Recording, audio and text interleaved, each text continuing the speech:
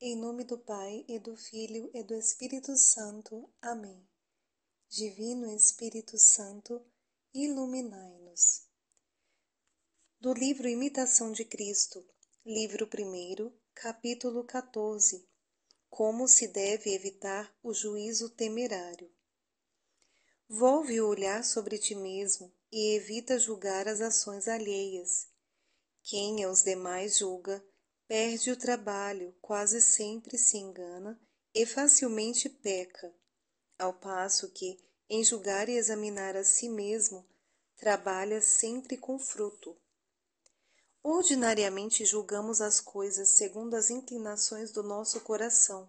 O amor próprio, com facilidade, nos faz perder a retidão do juízo.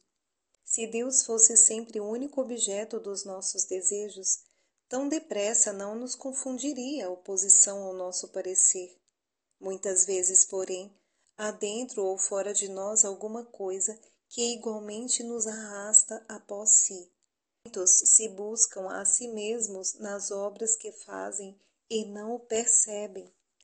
Parece que gozam de paz estável quando tudo lhes corre à medida dos seus desejos, mas ficam tristes e inquietos se de outra sorte acontece.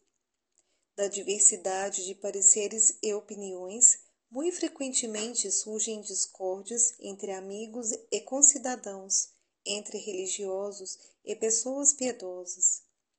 Dificilmente se deixa um hábito arraigado e ninguém de boa vontade renuncia ao seu modo de ver. Se mais confias em tua razão e em teu engenho que na virtude soberana de Jesus Cristo, raramente tarde serás esclarecido, pois quer Deus que lhe sejamos inteiramente submissos e que, abrasados de seu amor, nos elevemos acima de toda razão humana. Capítulo 15. Das obras que procedem da caridade. Por nenhuma coisa do mundo, nem por nenhuma consideração humana, se deve praticar o mal.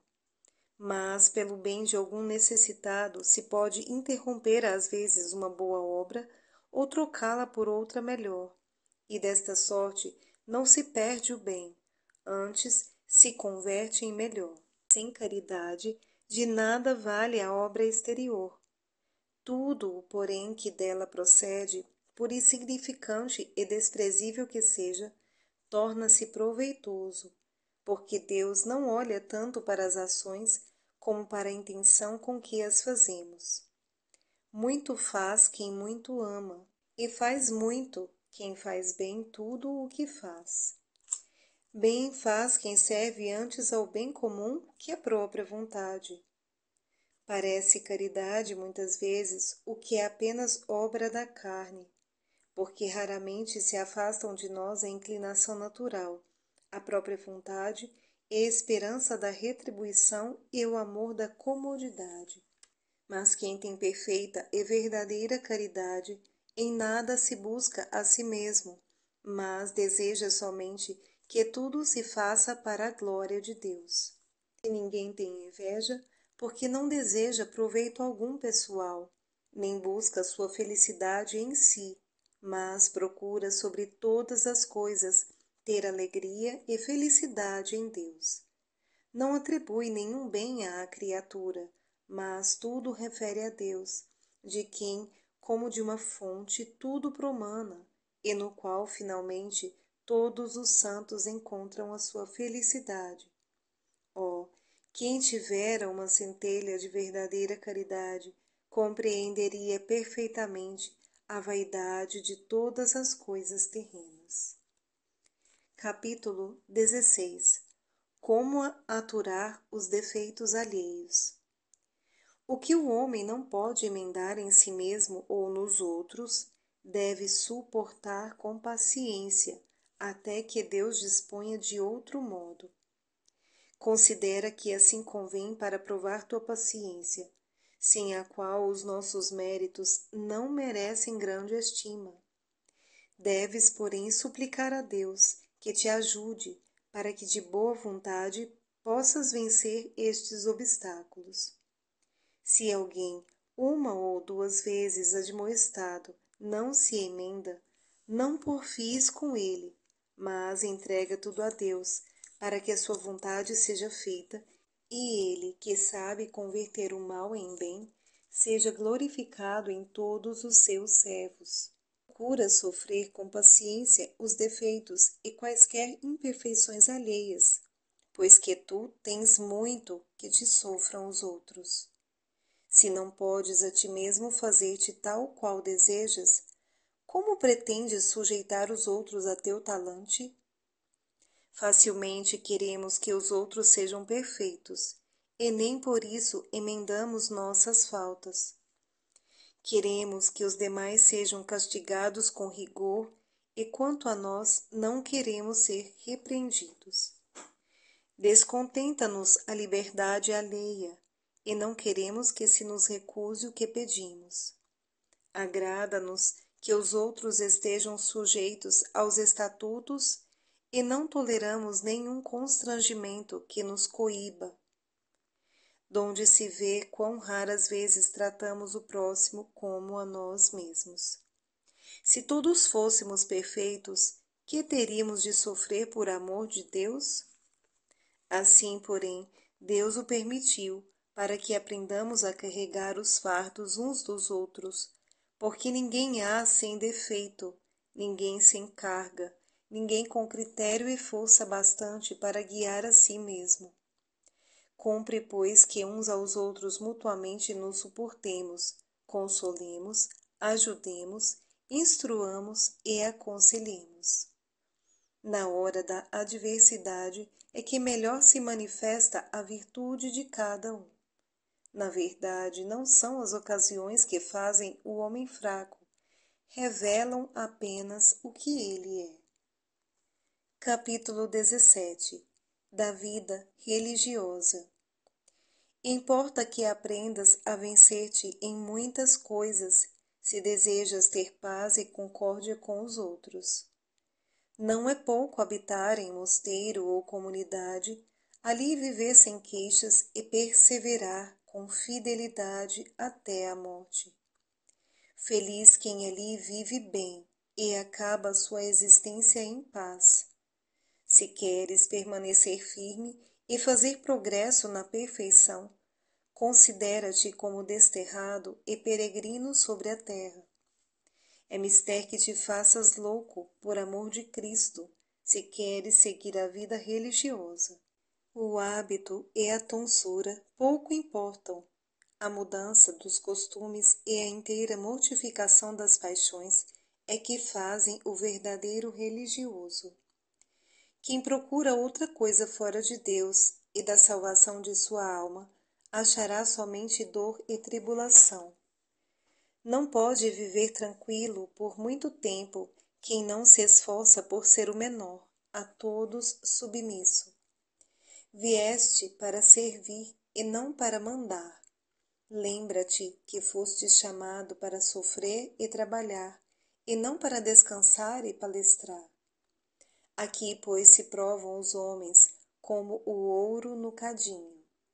Aqui ninguém pode perseverar se não quiser de todo o coração humilhar-se por amor de Deus. Capítulo 18. Dos exemplos dos santos padres.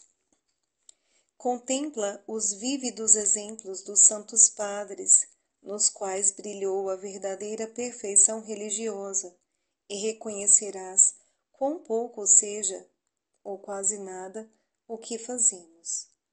Ai, que é a nossa vida em comparação com a deles? Os santos e amigos de Cristo serviram ao Senhor em fome e sede, em frio e nudez, em trabalhos e angústias, em vigílias e jejuns, em orações e santas meditações, em perseguições e opróbrios sem conta. Ah, quantas e quão graves tribulações sofreram os apóstolos, os mártires, os confessores, as virgens e todos quantos quiseram seguir as pisadas de Cristo. Odiaram suas almas neste mundo para possuí-las na vida eterna.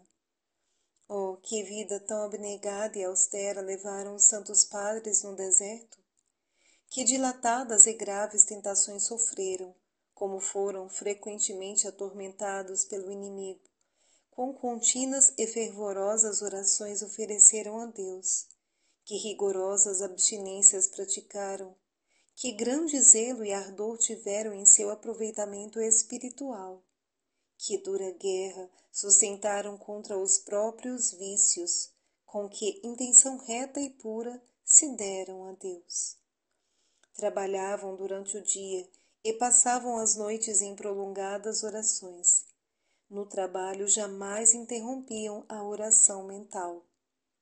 Empregavam utilmente todo o seu tempo.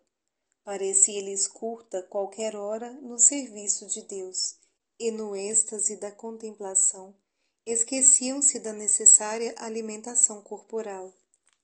Renunciavam a todas as riquezas, honras, dignidades, amigos e parentes, nada queriam do mundo.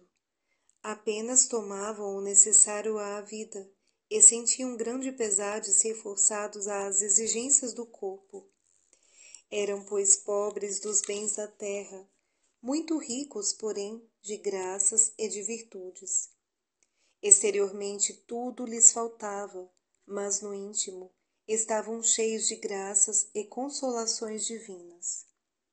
Estranhos para o mundo, eram amigos íntimos e familiares de Deus.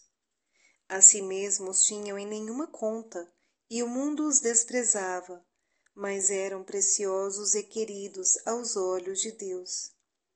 Conservavam-se em verdadeira humildade, viviam em simples obediência, andavam em caridade e paciência, e por isso progrediam diariamente na vida espiritual, alcançando grande merecimento diante de Deus.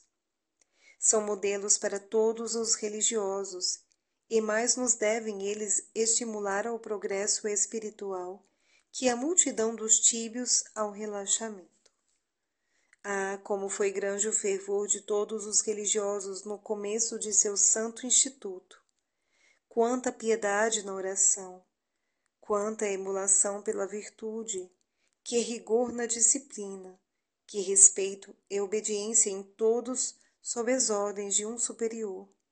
Os exemplos por eles deixados dão ainda testemunho de que eram verdadeiramente santos aqueles que em tão renhido combate venceram o mundo. Hoje se considera grande quem não é transgressor das regras, que impacientemente sofre o jugo que a si mesmo impôs. Ó, tibieza e desleixo do nosso estado! Como tão depressa decaímos do primitivo fervor, e já nos causa tédio o viver por causa do desânimo e da frouxidão. Oxalá em ti não desfaleça de todo o desejo de progredir na perfeição, já que viste tão grandes exemplos de varões fervorosos. Em nome do Pai, do Filho e do Espírito Santo. Amém. Nossa Senhora do Bom Conselho, rogai por nós. Nossos santos anjos da guarda, rogai por nós. Santa Teresinha do Menino Jesus, rogai por nós.